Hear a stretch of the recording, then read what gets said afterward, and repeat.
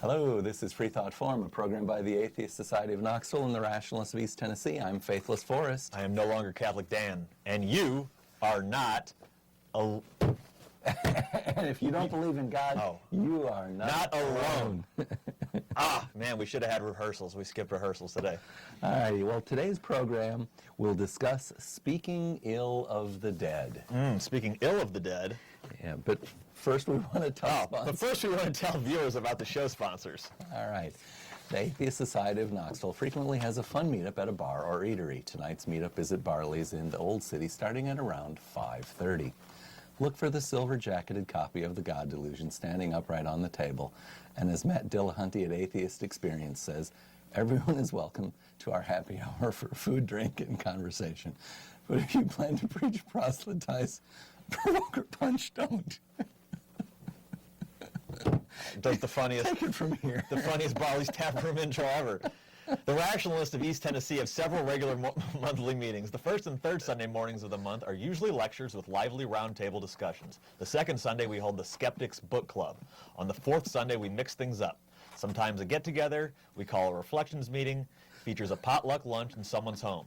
Sometimes we meet to play board games, watch a movie, or similar activities. Now and then, we have a blood drive too. Later in the show, we'll give you our websites to visit for additional times and locations. Have I been drinking? I don't know. You walked in giggling.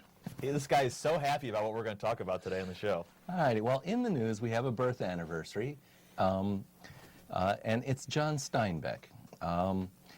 He was born in February. His birthday is a couple days off. I think we got a slide picture of him, and what's cool about the slide is, well, we'll get that in a moment. He wrote The Pearl. I read The Pearl in high school, a short story. Did you like it? I probably skipped it. Oh. I probably didn't read it. I read it and I hated almost every moment of it. I knew where it was going from the get-go, and it didn't let me down. You talked about a criminology class you had earlier, and I was about to tell you. Yeah, I had a criminology class too, and it was after lunch, so I made it 20% of the time. Well, John Steinbeck wrote a letter to his doctor. You know, they were filling out a medical report or history, and there was a blank space, and he wrote a long letter, but it included this part here. Now finally, I am not religious, so that I have no apprehension of a hereafter, either a hope for or reward, or a fear of punishment. It is not a matter of belief, it is what I feel to be true from my experience, observation, and simple tissue feeling. John Steinbeck is the author of numerous books familiar to many school children, including Travels with Charlie. Fans of that book will be entertained by visiting the Wikipedia page on Travels with Charlie to see an image of Steinbeck's camper truck. It's right up there. Right. Viewer challenge. What is the name and what is the story behind the name of the camper truck? So you read The Pearl. I read The Pearl. I read The Pearl. And that would have been, for me, junior high school. Yeah. And early in high school, we read Of Mice and Men, which was kind of amazing because I recognized it. I realized that there was a Warner Brothers cartoon whose characters were based on that. Of Mice and Men, was that the one with it's Lenny and George. The rabbit killing? Yeah. Okay. Yeah. And it was a similar thing. It was a ghastly experience. It was like every page, you just knew it's going to get worse. And it did. We may be giving this away for some viewers. Spoiler alert. Spoiler alert. And so when I was a senior in high school, we got the reading list for the English class, and there it was. It said John Steinbeck, and I'm like, oh no, not again. And we read Travels with Charlie, and it was so delightful. Really? So it gets Faithless Forrest's hearty endorsement, and I won't tell any more about it, other than it was just a delight when I stumbled across this photograph early. So you know the answer to the riddle. Okay, I have no clue. I have no idea. So that's a viewer challenge. That's viewer challenge. Give us a call if you know about John Steinbeck's truck. What's the name and what's the story behind it? Can you give us any hint? Can you give us anything? Well. So you want the name of the camper? Yeah. Isn't it up there? Yeah. I can't read it. It's too. No one can read it. astute viewers can go to the Wikipedia page on Travels with Charlie. Right. Where you can find out. Right. All righty. Well, My favorite short story was The Lottery. Do you remember that? oh yeah, I remember that, and it caught me by surprise. You know, that was its effect. Is that, you know, as we were reading it, I didn't know until the last horrible paragraph or so what was going on. Yeah, it was good. And oh goodness. Well, the one thing about The Lottery that always sticks out to me is there's a line, and they're going to pick up their rocks, and they're going to be like, oh, we're doing the lottery, and they're going to go stone, and an old man from outside in the crowd goes, it's the way it's always been done, and that's the way we're always going to do it. That's why we do the lottery. Gonna do it. Yeah. Right? Makes crops grow. Yeah, makes crops grow. And that has always stuck with me, like, oh yeah, we don't need to do dumb things just because that's the way they've always been done. Yeah.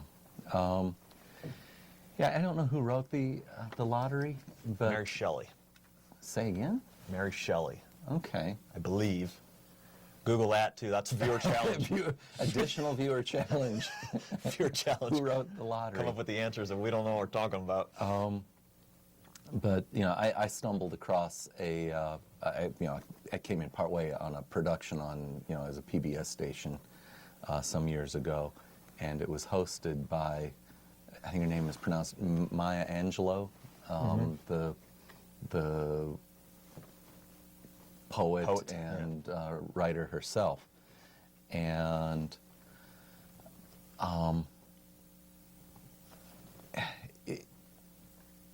it made it all poignant again as she talked about, you know, this group reluctant to give up their past histories despite the horrible consequences. But she had pointed out something that I had missed in the story, and that is that after the lottery had been won, so to speak, there was a scene where some of the participants were handing rocks to Yes. one of the young children. Yeah. Yes, and I had missed that, and you know, so it was on YouTube, and I went back and looked again. What do we call that?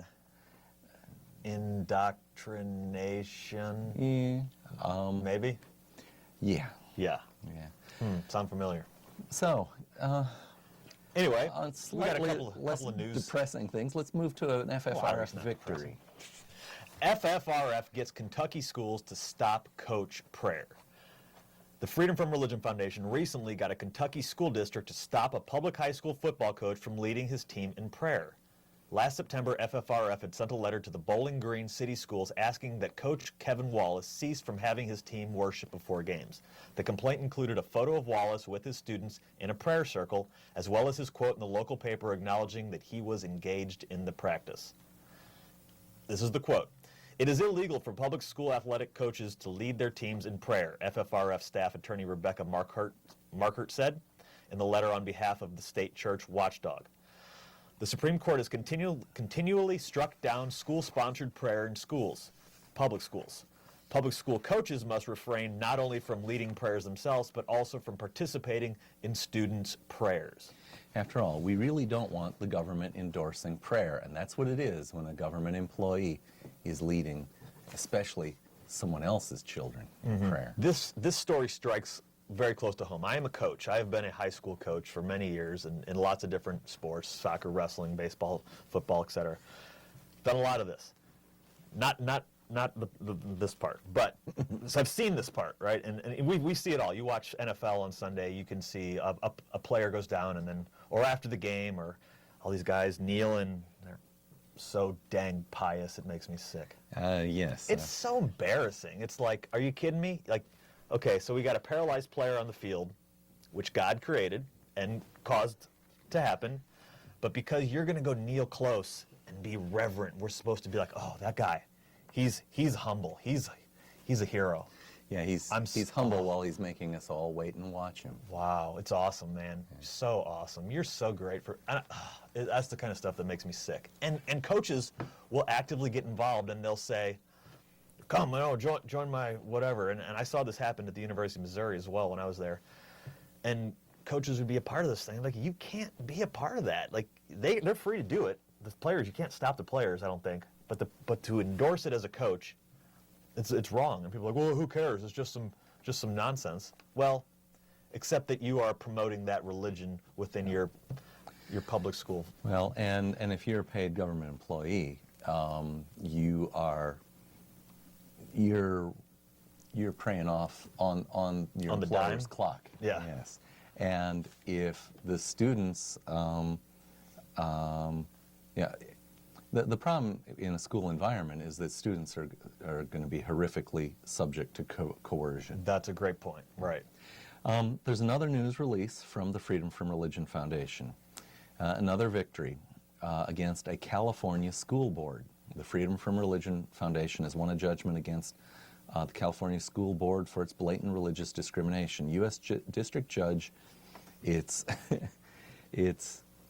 Judge, here's how it's spelled, J-E-S-U-S. Is that Jesus or is it Jesus? Jesus. Jesus Benral ruled against the Chino Valley United School District for overtly and consciously inserting religion into official proceedings. The irony of Judge Jesus making that ruling, we just had to read this one. Apparently the lawsuit was filed by 22 local residents November 13, 2014, challenging the school board's prayers and Bible readings and proselytizing from government officials. At a typical meeting, board president James Na urged everyone who does not know Jesus Christ to go to him and find him. Apparently we've got a lost Jesus around here. After which another board member closed with a reading of Psalms 143. I don't know what Psalms 143 is. Viewer challenge. Oh, yeah. Psalms 143. Yeah. All righty. Well, I'm happy people do that. That the FFRF is out there and they are pushing back because we cannot sit idly by and allow that stuff to happen. It is stealing, like you said. It is government officials working on the clock, promoting their religion, and that is against the law. And that's the real problem. It's not that the students want to have a prayer group. I mean, that's silly as well. But the fact you can't promote your religion in a public sector, right? I think Benjamin Franklin made a very nice point that when a religion... Benjamin Franklin? No kidding. I'm having a hard time keeping a straight Oh, face Ben? already. Oh, I know Ben. Yeah. He said, when a religion does good, that the Lord will take care of it, and when the Lord does not see fit to take care of a church and is compelled to call upon or use the government resources, I'm adding that last part, to meet its ends, 'tis a sign I apprehend of it being a bad one. All righty. Well, other good news here is the Obama administration is eliminating the abstinence-only education from the federal budget. All right, so this will save our country approximately $10 million a year on a program that is proven to be ineffective.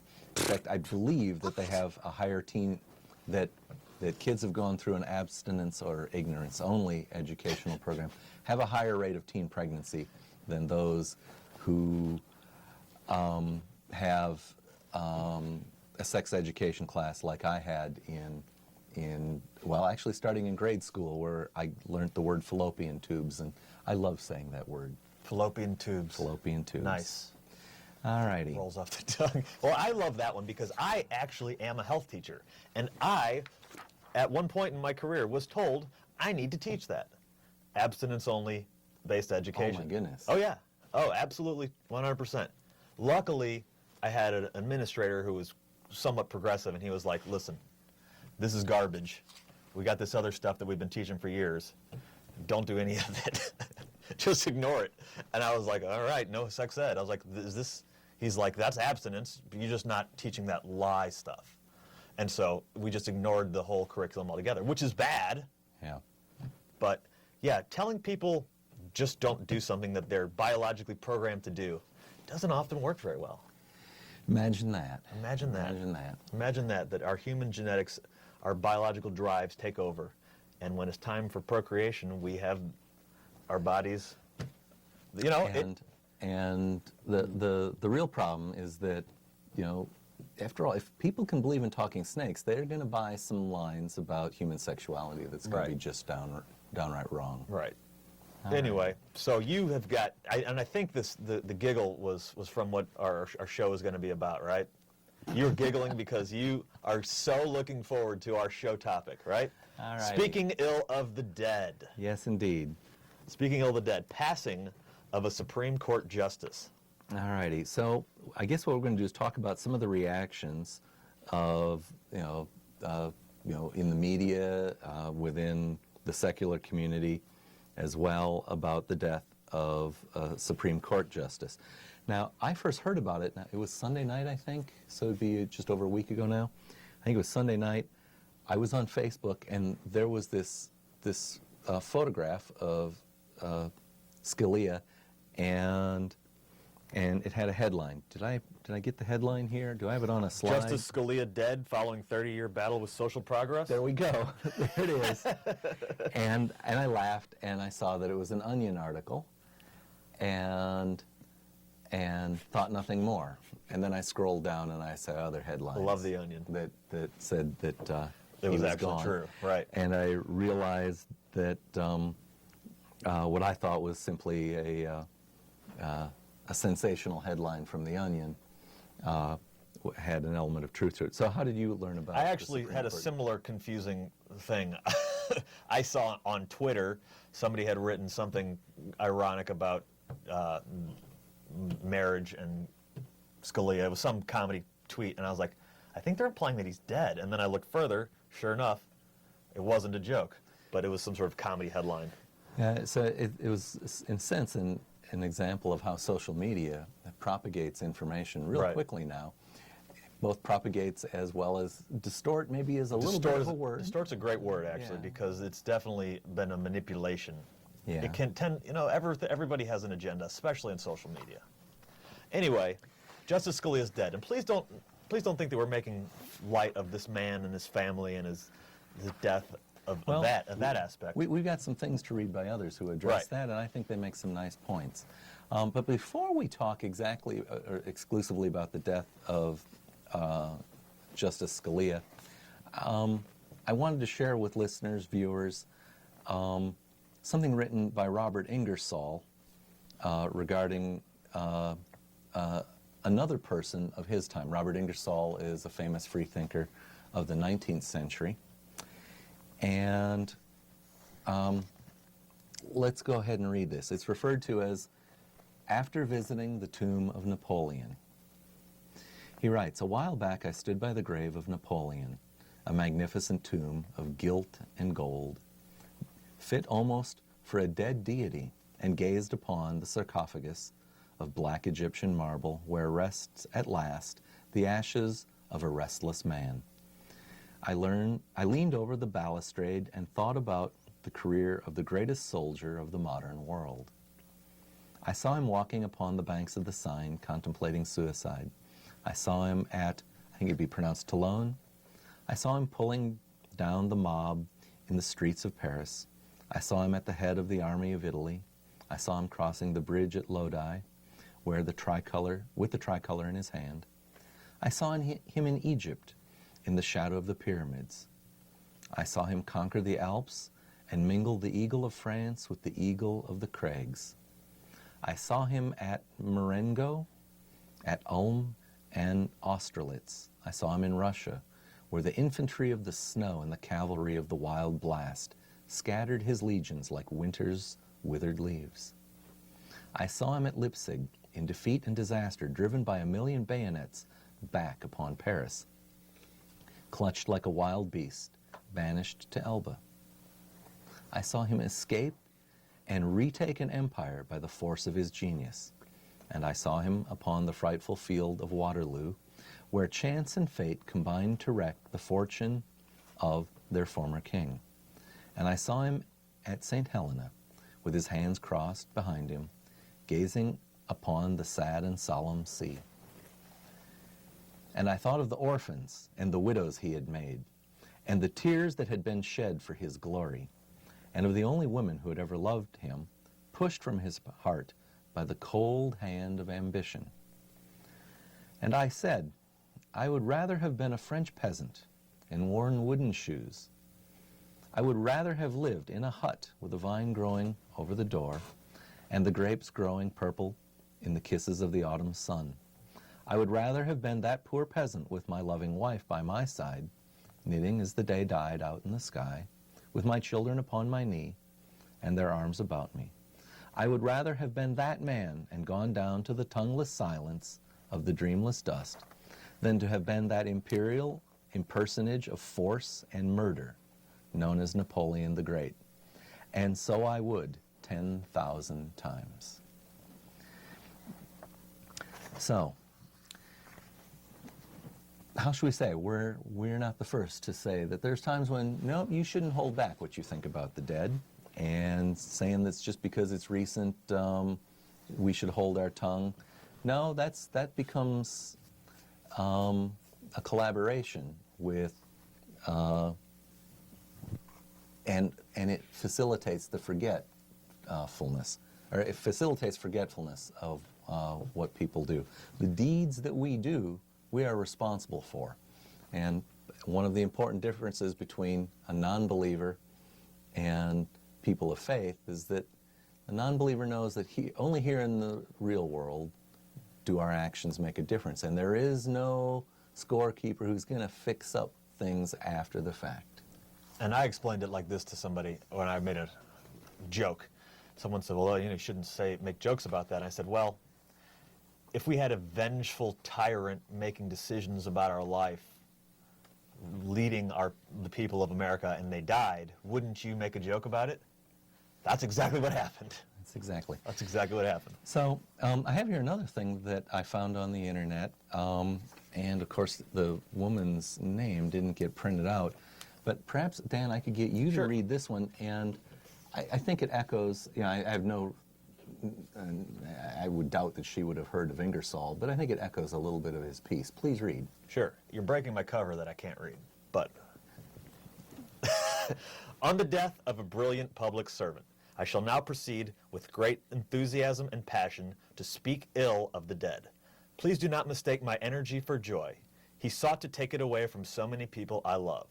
I can summon, at best, relief. It does not negate any empathy for the family of the deceased to point out that the deceased actively ruined lives for decades. I'm sorry, am I supposed to be respectfully sad that a racist, anti-gay, non-elected official with the power to rule my personal life died? Interesting. Continue? Yeah. He said, my friends and I shouldn't be able to have families. Am I supposed to respect that? Am I supposed to wait a moment because there are people he was kind to in life, who he hugged, to whom he lent money and a shoulder to cry on, because he was probably a nice dad to his kids and a nice neighbor and just a real smart guy altogether? Because he got good grades? Because some liberal buddies looked the other way and loved him? Fascinating. Tell me more. But wait, first, I've got an anecdote. I have a couple of friends, lovely, hardworking women who are raising a beautiful, smart little girl together.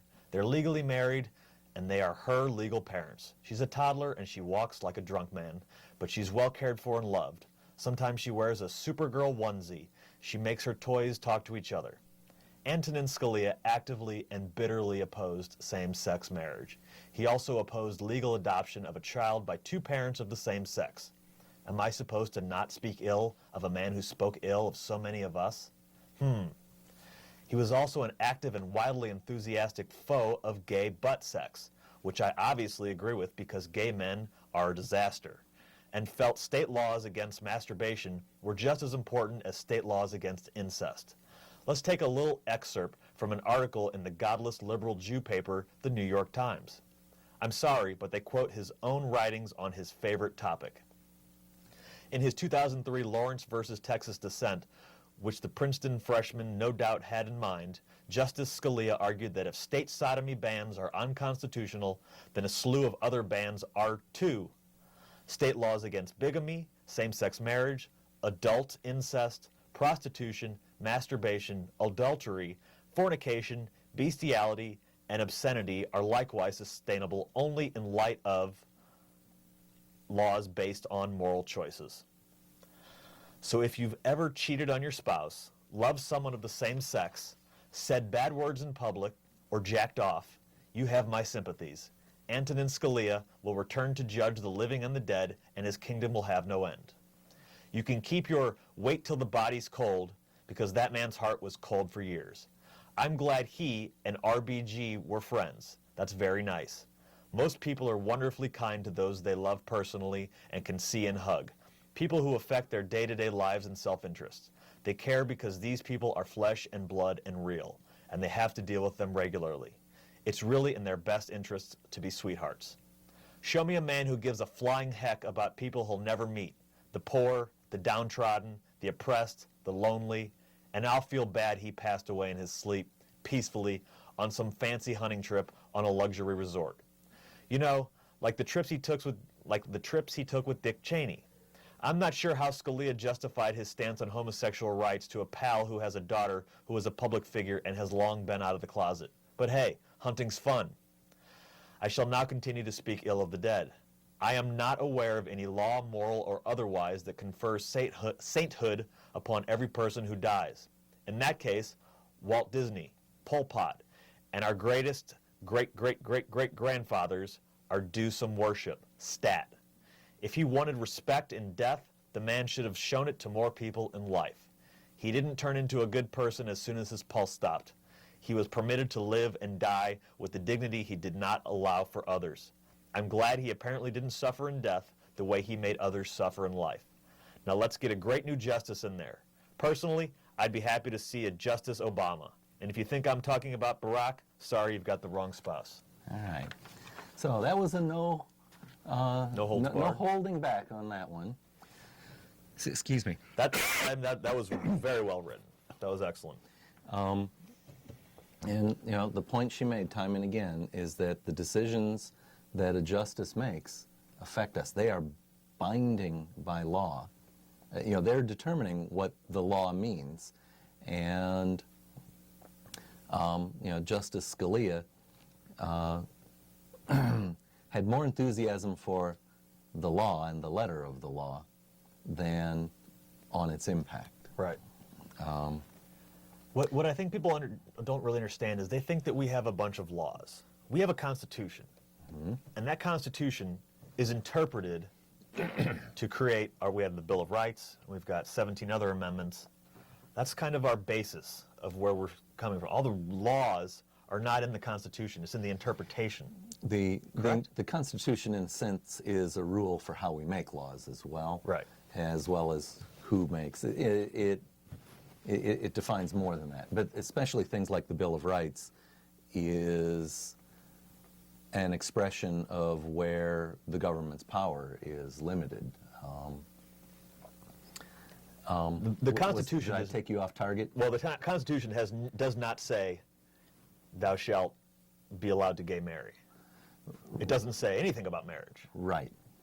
Right. And in fact, the closest you can get is to say that it's the Ninth Amendment that says the enumeration of certain rights shall not be construed to deny or disparage the existence of others, and then it gets vague. It says, which are retained by the states or the people thereof. Unfortunately, Justice Scalia was a strong advocate of letting the states legislate a lot of things that they have no business legislating. Show me where the states have a duty to legislate morality.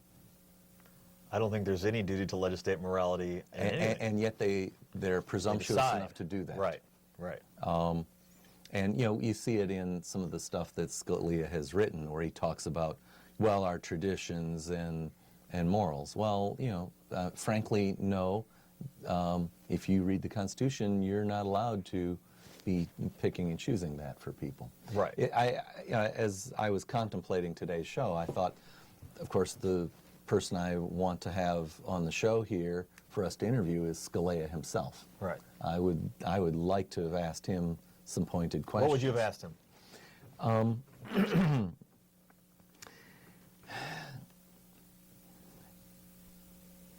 I would tend to want to say, Justice Scalia,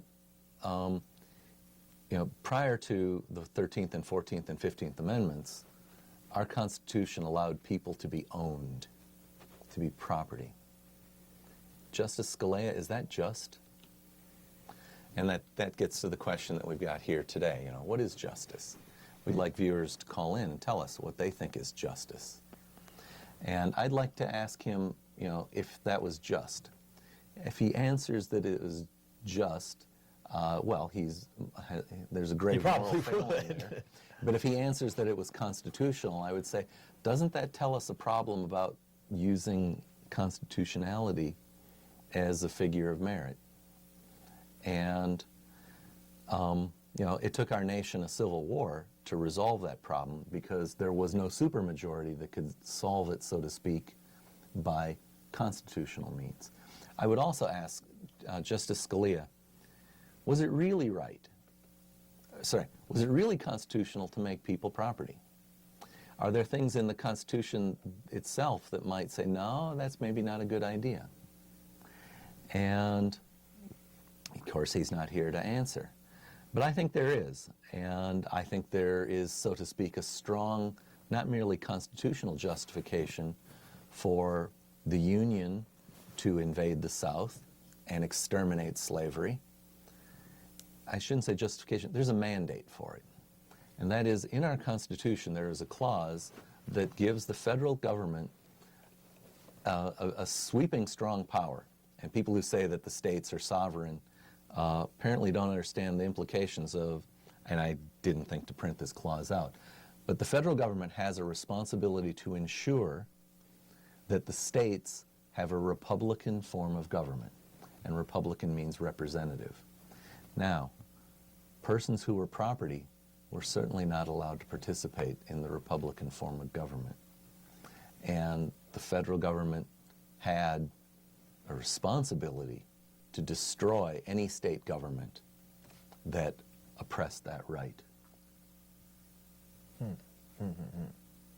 So, you asked what I would ask Scalia. Yeah. Have I made my case? Yes, you have. Yeah. All right. I just wonder. I would ask him.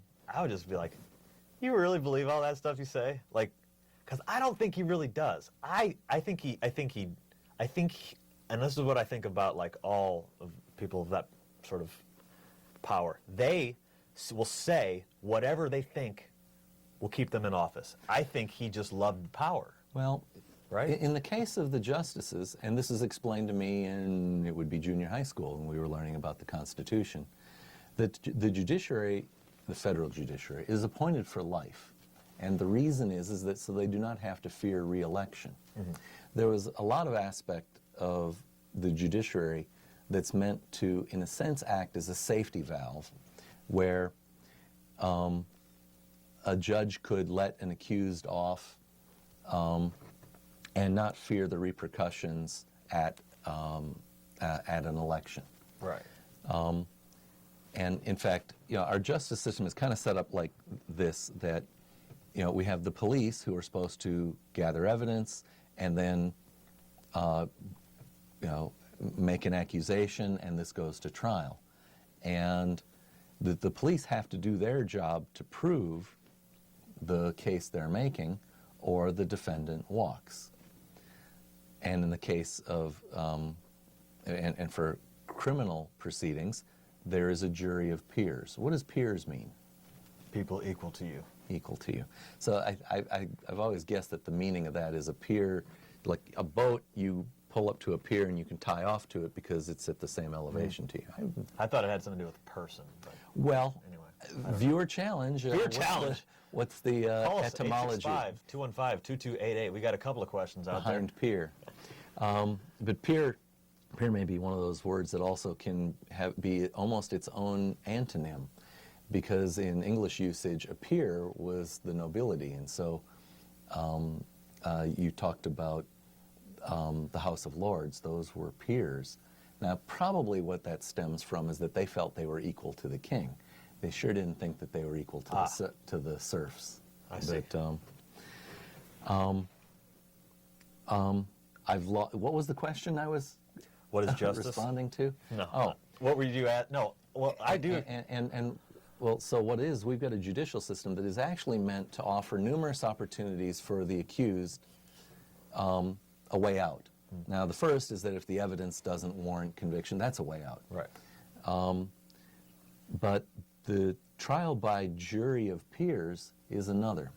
And I think it works like this. The assumption is that we cannot write perfect laws, that there will be unintended situations where, maybe the law is written or the punishment prescribed or allowed are not appropriate, and that the jury can say, no, we disagree, the law shouldn't be applied.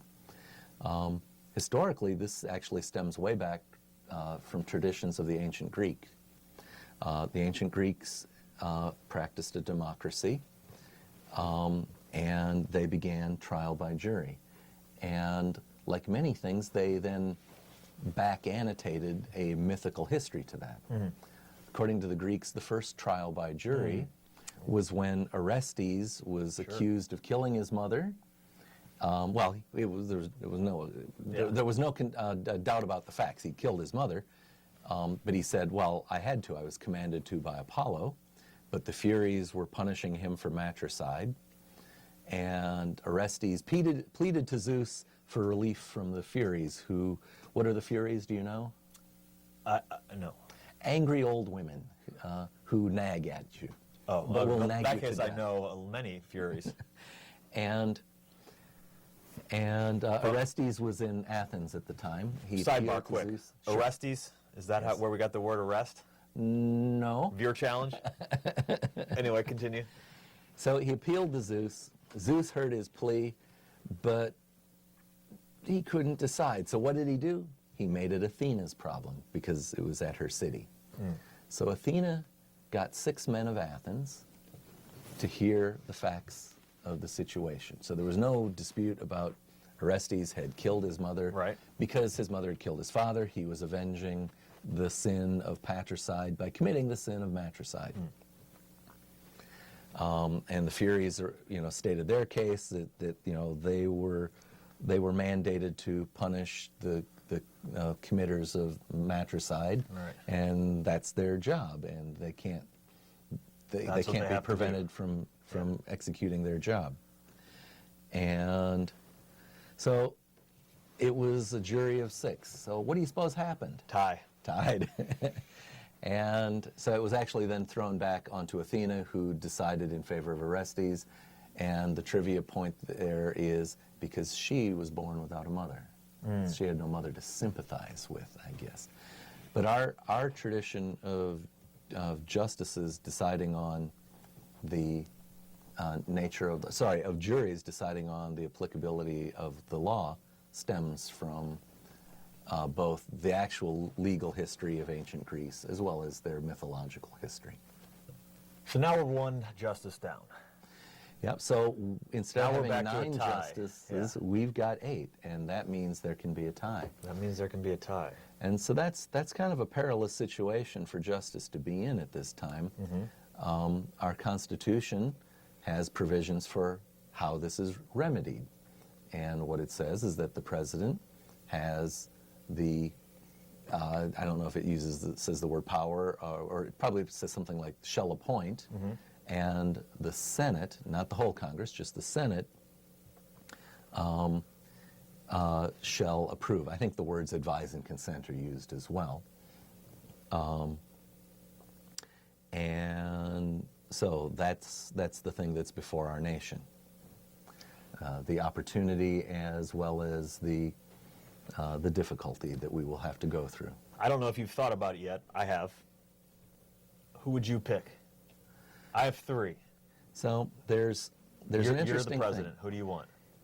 The president can nominate someone for the Supreme Court, and it can go through the approval process in the Senate if the Senate is in session. There's also provision in the Constitution that if the Senate is not in session, he can make a recess appointment, and that person would serve, I think it's something like until the next election cycle. And so there's really 2 possibilities. Do you make an interim appointment because Congress is not, the Senate is not in session right now?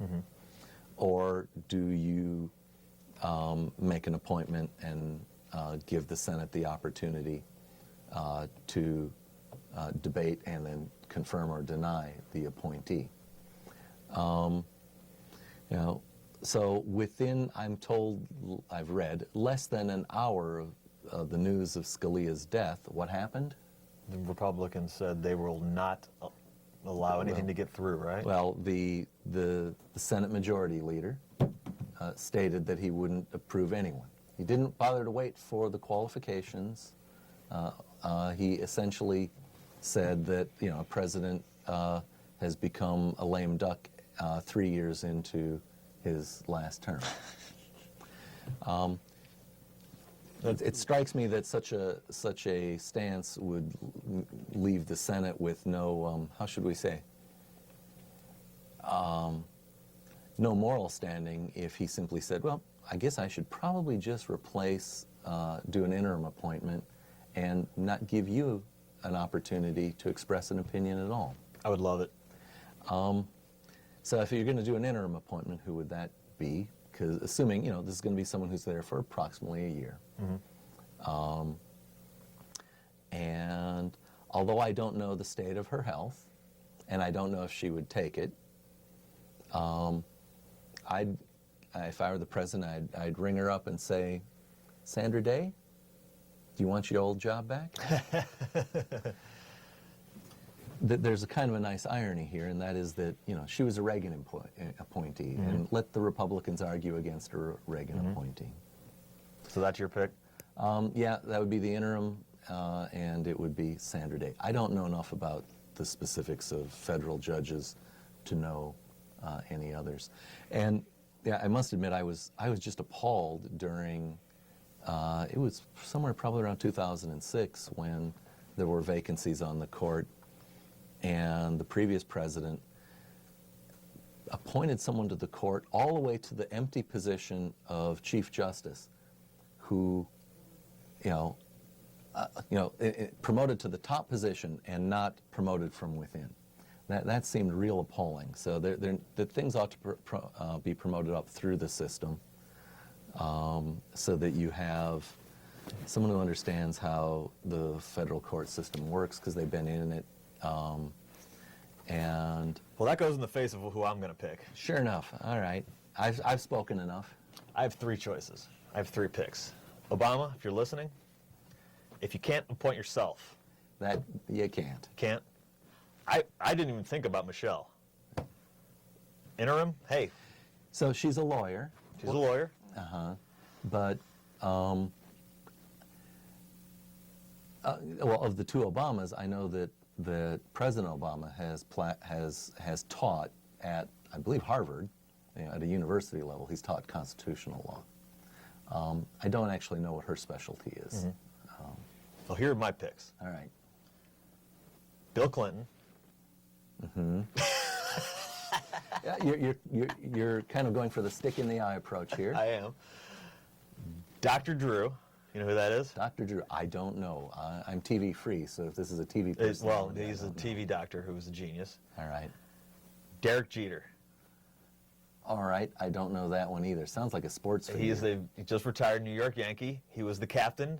He's filthy rich, so he can't be bought. All right. He knows nothing about politics. All right. And he's a stand-up guy. All righty. And he's a Yankee. It is an interesting point that, I know there are situations where there are judges who are not lawyers. Yeah. It is not a requirement, let's say, that's written down anywhere somewhere. What are the viewer challenge? What are the pros and cons of having a non-lawyer on the Supreme Court? The other thing I thought of in this, I thought you just get rid of the Supreme Court and you just take all the Freakonomics guys and you put them in charge. And it's just whatever the numbers hash out, that's what we do. Whatever's the most fair and the most equitable. But the Supreme Court's doing things more than related to economics. I know. I realize that, but I'm just saying, I want somebody who looks at it from a completely, I want somebody who's not swayed by emotions and things of that non-relative, things that aren't important. I want the Supreme Court to be on the moon and just like locked in a cell so they don't have any outside... When you say not swayed by emotions, that then is making an argument of decoupling it from the human consequences of their decisions. It's a good point. In the case of Orestes, he killed his mother, and the Furies made an appeal to emotion. You know, oh, it's his dead mother. Oh, we can't let this go unpunished. Right.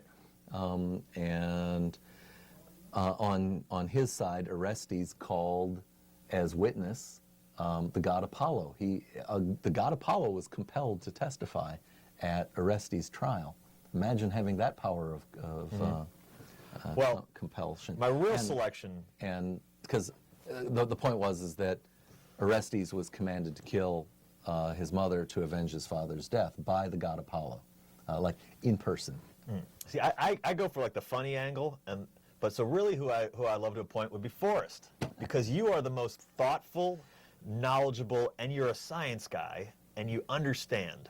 I would appoint you. All right. Well, I'm but flattered. I have to be president first. All righty.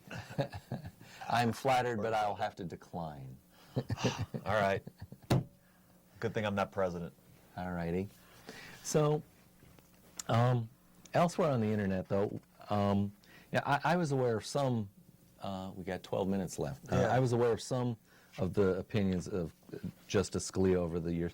You know, we've come past the midpoint. We should do at least part of the mid-program break. Sure. So at the very least, let's go find and talk about the upcoming books. I think we can pass on the video here, but in February, have you found the mid-program break? Yeah, right here. All righty. In case you're just tuning in, this is Freethought Forum, a program by the Atheist Society of Knoxville and the Rationalists of East Tennessee. Freethought Forum is funded jointly by them and by individual contributions. Shows are live most every Tuesday from 5 to 6 p.m. Eastern on Knoxville Community Access Channel 12 or 194. Maybe it's 193. I've been told I may have a mistake, depending upon your local cable network. Tell your out-of-town friends they can see us streaming online at ctvknox.org. Today's show is live on February 23rd, and you can call in on the number on the screen and speak with us. And please watch these informative. Are we not doing that? Let's jump across the video since we've Short time. managed to talk up much of The Atheist today. Society of Knoxville, or ASK, meets 1 or 2 times per week. We have evening meetups for fun, food, drink, and conversation. ASK's purpose is to supply a venue for community, camaraderie, and outreach to atheists, agnostics, freethinkers, and other like-minded persons in the East Tennessee area. Our Tuesday meeting is going on now at the Barley's Tap Room and Pizzeria in the Knoxville Old City. Recently, some of us went to see the new Star Wars movie. It was great. I loved it. On the second Sunday of most months, the Rationalists of East Tennessee's Skeptics Book Club. The title of this month's book is The Second Amendment, a Biography by Michelle Waldman, I believe it is. This is Sunday, February 14th. Oops, I've got the date wrong. Ignore the date. Please visit our website, rationalist.org, and look for the calendar. Alrighty, and the new location, we've been there going on about a year now, is Books A Million. Alrighty. Well, within our private, closed, secret membership Facebook page on the Atheist Society of Knoxville, I asked for some people's comments about the report of Scalia's passing, and I got this thoughtful one. Do you want to read it, or do I? I can read. Great. I know. I just blew my cover. I try to judge people according to my moral assessment of their actions, but also allow for their humanity, the influences of culture, and the standards of the time. By my moral measures, Justice Scalia used a problematic method, textualism, originalism, to align the Constitution with his flawed religious beliefs, hardcore Latin mass Catholic, and the result was disastrous for many groups of people, LGBT, minorities, mentally challenged death row inmates, and advocates of separation of church and state. As with any person who causes harm, whether by force of law or by actual threat and violence, I don't wish for their death I do not wish for their death or take pleasure in their death. I do wish for the harms to stop occurring. Sometimes the way in which the harms cease is the death of the one being causing the harm. I am happy that he will no longer be on the bench. I am sorry for his family. I know it is possible to do harm to others, hold reprehensible beliefs, and yet still be loved as a human being, husband, father, grandfather. Personally, I of course do not mourn his passing. I did not know him and find nothing attractive about his work from the bench, about the only standard I can judge him by. Had I met him in real life, I do not know if I would have found him personally likable. Apparently Justice Ginsburg did, in spite of their vast differences. I don't feel right dancing on his grave, but realize the direct harm he did to me as a straight, white male who was a conservative Christian for 90% of his time on the bench is very minimal. I definitely won't judge if an LGBT individual or person of color or anyone else greatly impacted by his actions is made happy by his demise. All righty. Yeah, there's mention there about how, and I guess in one of the others, that, he was apparently in person, rather personable, and Ruth Bader Ginsburg, who is amongst the most liberal voices on the court, found him friendly, and I guess they would go to like New Year's Day parades together, or maybe it was Christmas parades, or I've seen them together. Does Sotomayor have a child? Maybe we could get her going. I'm not sure. Okay. I've also got here a summary of, it's from addictinginfo.org, a summary of what the author there, whose name I don't see, said are the 10 most harmful and disastrous opinions of Anthony Scalia's career. Some of these I was well aware of, and some of them I did not. Let's at least read a few of the headlines. You want to catch this one? Okay, number 1, Bush vs. Gore 2000. In Bush vs. Gore, the Supreme Court decided to stop recounting ballots in Florida. This decision is considered by many to be the reason George W. Bush became the president, with everything that came after. Scalia voted in concurrence with majority and wrote, "The issue is not, as the dissent puts it, whether counting every legally cast vote can constitute irreparable harm. One of the principal issues is the appeal we have accepted is precisely whether the votes that have been ordered to be counted are, under a reasonable interpretation of Florida law, legally cast votes. The counting of votes that are questionable legality does, in my view, threaten irreparable harm to petitioner and to the country by casting a cloud upon what he claims to be the legitimacy of his election. Count first and rule upon legality afterwards is not a recipe for producing election results that have the public acceptance democratic stability requires." All righty. So, A lot of words. So part of that, though, is that you'll notice that he wasn't getting at the point that in a sense he didn't say... He talked around everything. He didn't say that we don't know what the result of the election is. He just said, let's just stop and take it as it is now. Right. And I believe that is every bit the same injustice as that he claimed was going on if we count votes that were, quote, questionable. Well, the answer... The answer is that what you do if you create that as your figure of merit, or when you're going to stop counting for election, is that whoever's in charge of doing the counting, which are partisanly elected officials, whenever their party happens to be ahead, just you stop. say, time to stop. There's no incentive for getting it right. That's ridiculous. And so what really should have happened is that they should have said, unless Florida can certify not the result of their election, but that their result is correct, they must withhold their electoral votes. Right. That's the right way that should have gone down. So, Mr. Scalia, you fail. Number 2, Citizens United versus Federal Election Commission from 2010. In Citizens United versus Federal Election Commission, the Supreme Court decided that corporations are people. This created the situation we are now in, where corporations can donate unlimited amounts of money to super PACs, which are used to influence political elections. Scalia voted in concurrence with the majority.